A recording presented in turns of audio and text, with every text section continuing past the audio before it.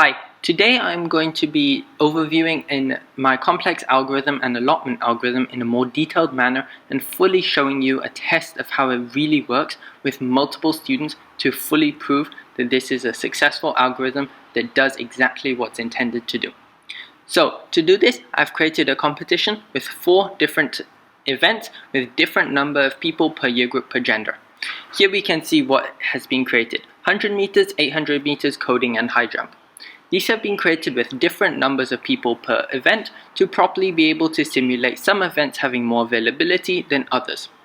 For this event, I have only created students from one house and one gender, as this process is just repeated over multiple genders, and this will create the most competitiveness and people having to have their choices prioritized and not prioritized. So this is what we have for the choices and ability for each of our 8 test subjects. I have just called them test 1 to test 8, however these are all different people who have been inputted into the system, and I will show you that later. So here we can see that these people have all of their different choices and abilities. For the abilities, because they're different for each sport, I have just categorized them into the top, meaning the best ability, as there are always 4 ability bands. So you have the top ability, the second top, the third top, and then the bottom ability. This has actually been reflected properly where the abilities have been chosen later down in the actual sign-up process. So here, let me show you that if we go here, this is the actual event, and here we can see that we have all of these people who have signed up, and let's say we go to test 2, we can see what they have signed up for, and it's all there. So this has been signed up for all of these people, and now we are going to run the allotment algorithm.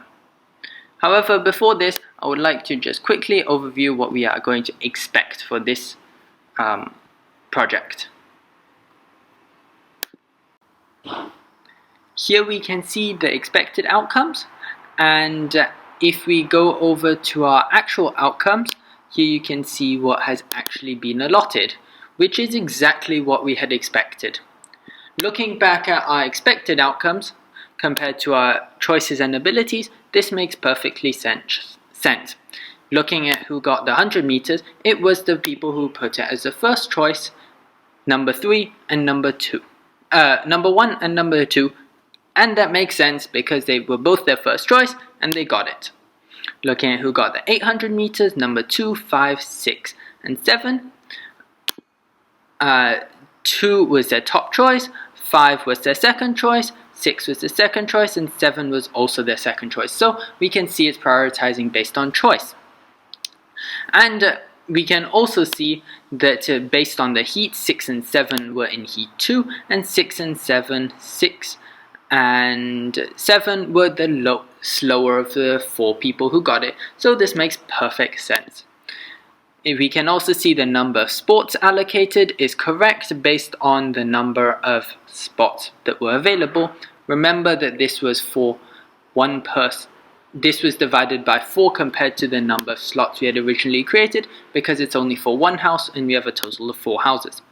And you can see here there's 1 person for a high jump, this was person 5, and if we look, person 5 was the top high jumper, and if we look, the reason person 5 got it, not person 6, is because if there are 2 people, then it goes to the first come first serve, and it's also partially based on ability. So this can show that our system is fully functional and works exactly as we had expected, and works with a large number of people, and this can all be viewed in our system. And if we then go back and we can see, we can also view students individually, and this is all corresponding correctly and it's all correct. So this is exactly what we are expecting, and that's correct.